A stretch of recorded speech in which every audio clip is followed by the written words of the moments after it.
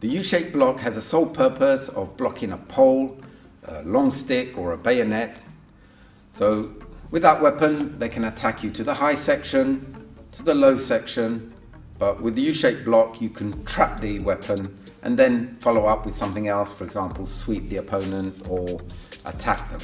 The block can be done in L stance and fixed stance most commonly, but can be done in walking stance, X stance and rear foot stance. But we'll show you in fixed stance.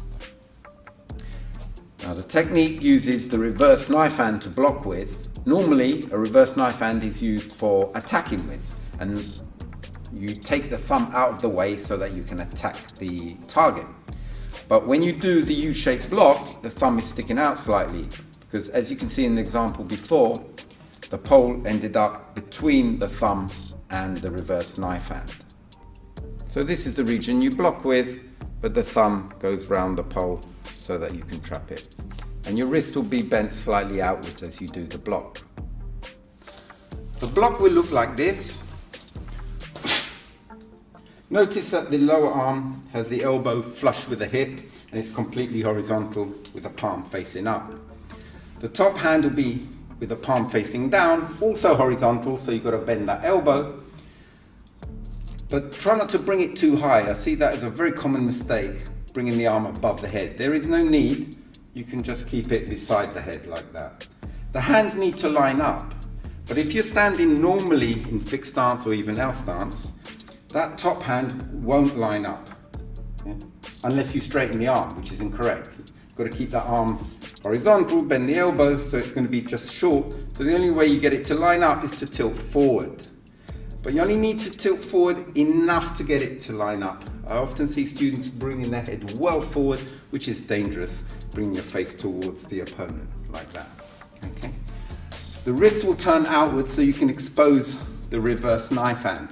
Normally you don't bend the wrists anyway when you do taekwondo techniques, but in this case you need to expose the tool. Okay. You also need to do a circular motion at the beginning, like that, with the palms up, the starting position, neutral position is here, quite near your hip, and then you bring it back and forward in a straight line. Okay? When you go the other way, transfer the weight to the other foot, palms are slightly facing up, makes a circular motion and straight. And it has to be very sharp at the end so you can get to the pole very quickly. So there's not much to it, but it's a very awkward technique to do, so it requires a lot of practice.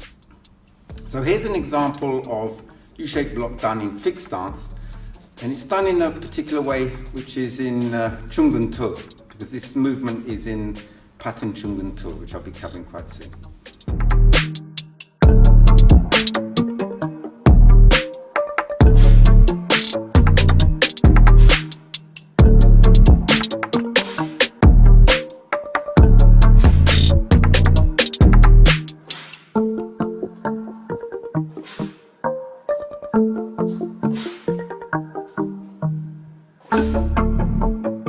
So the purpose of the U-shaped block is to block or trap the pole. But there's a similar technique called the U-shaped grasp. It looks very similar, but the top hand is the other way around, upside down. And the purpose of this technique is to grab the pole so you can disarm the opponent. So as I said before, the U-shaped block done in fixed stance make up the last two movements of Chungun Tu, which is a pattern I'll be covering very soon. So that's it for today. Hope you enjoyed the lesson. Hope to see you next time. Goodbye.